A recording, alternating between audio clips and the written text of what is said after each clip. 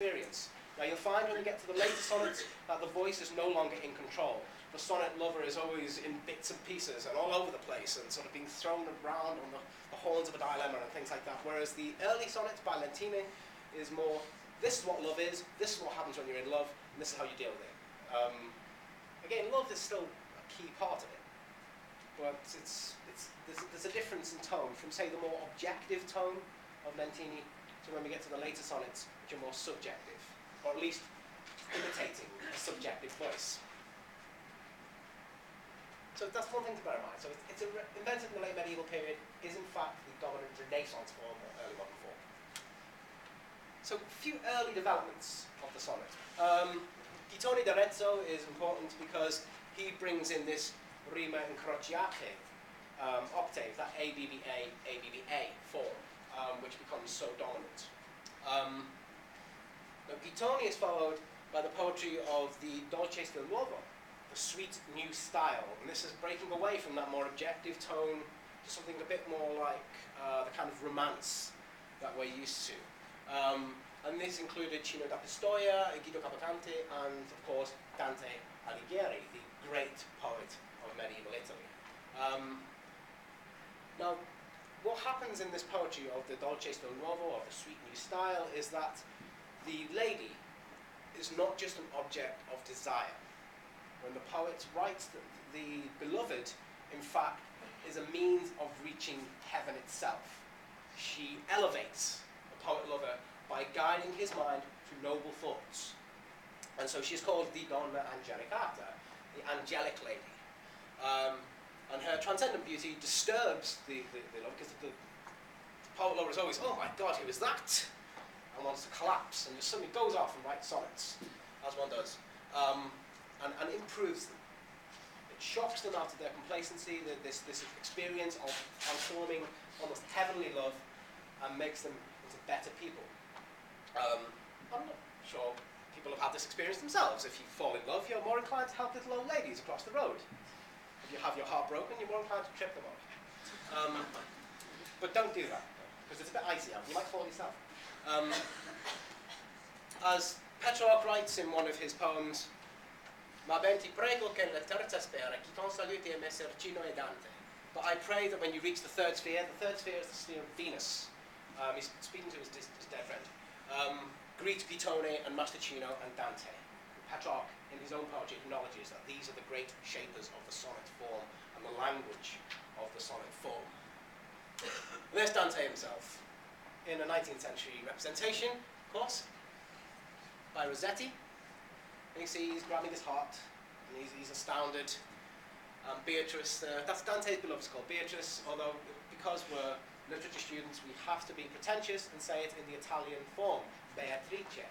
So there's Beatrice, and she's looking decidedly not at Dante. I mean, as a stalker, he's particularly rubbish. You can't miss him. Of course, you know, our modern sort of waste bins were not used back then, so we didn't have anything to hide behind or go through.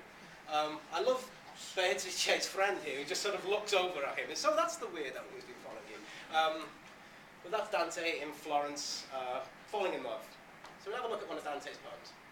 The La Vita Nova, in fact, is his collection of sonnets. It means the new life. He sees Beatrice and he writes, he says, written in the book of my memory, nel libro della mia memoria, is the words, incipit vita nuova. Here begins your new life. You are reborn now through this woman because she has awakened your soul to everything that's perfect. And this is number 14. It says to every, and my translations can be a bit free at times, but they get the message across. To every bound soul and gentle heart, into whose sight these words come, to which they may write back its meaning, I salute them in the name of their Lord, that is love. Already the first 3 hours of night were almost spent, that time when every star shines upon us, when love suddenly appeared to me, the memory of which still horrifies. Joyfully love seemed to hold my heart in his hand, and in his arms he had my lady, sleeping wrapped within a sheet. Then he woke her, and she obediently devoured that burning heart. Weeping, I saw him turn from me. It's quite a good image. He's got Beatrice wrapped in a sheet in his arms, and in one of his hands he holds the poet's heart, which he then feeds to her. Great. Now, if you look at the end of the lines here, you can see the rhyme scheme. So, core, presente, parvente, amore. A, B, B, A.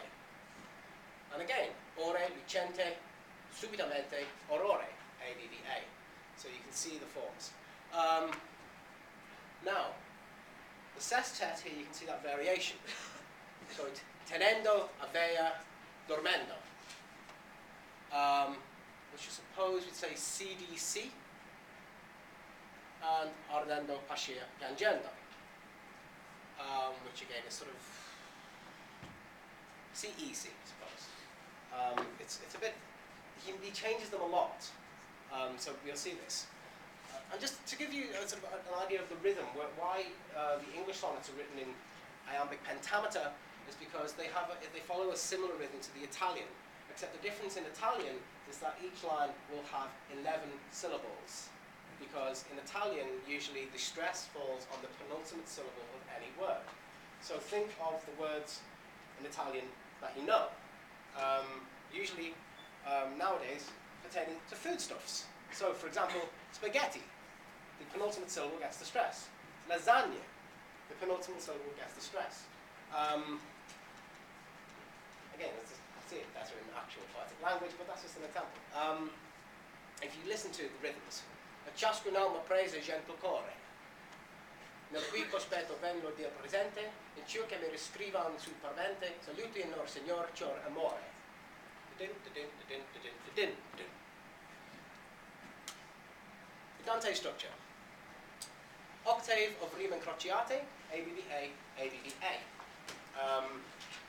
Now this remains fixed pretty much throughout Dante, but his sestet, as we know in Italian, the sestet varies. In this particular poem, the sestet is mirroring that rime incrociate of the octave, because you've got the two B's bookended by the A's. So in the sestet, you've got the D rhyme bookended by the C's.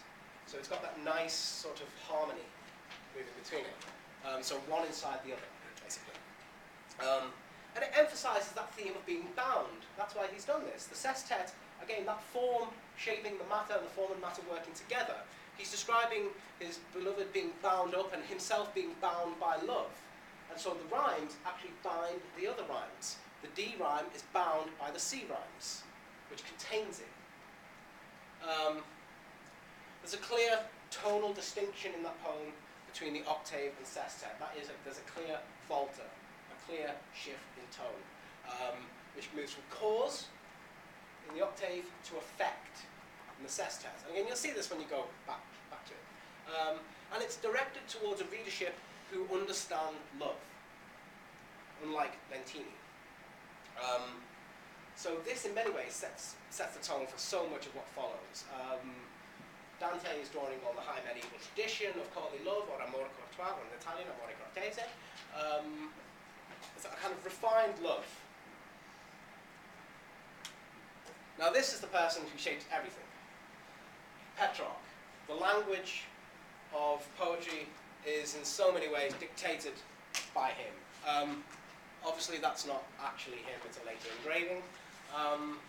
But his collection of poems, the Rerum Vulgarium Fragmenta, or Fragments of Vernacular Things, or Fragments of Vernacular Poetry, it dominates the Renaissance period.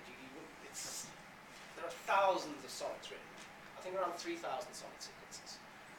And they all follow Petrarch in one way or another. Even if they're moving away from Petrarch, they're still somehow following him. So let's have a look. So he's the dominant influence, as I mentioned, upon European poetry in the early modern or Renaissance period. Not only an important poet, but he is often called the father of humanism. And humanism is key to understanding the whole Renaissance mindset, the philosophy of the Renaissance, which is based upon the dignity of the individual. And that recuperation of a classical past. Again, this is how we divide history, or rather how Petrarch divides history. You've got the classical past, which everything is glorious and wonderful, and you've got the bit in the middle, which is fairly rubbish, and then you've got the Renaissance, which is the rebirth of the classical past. A lot of this is down to Petrarch's division of history. Now, as Dante has his Beatrice, so Petrarch has Laura, although the potential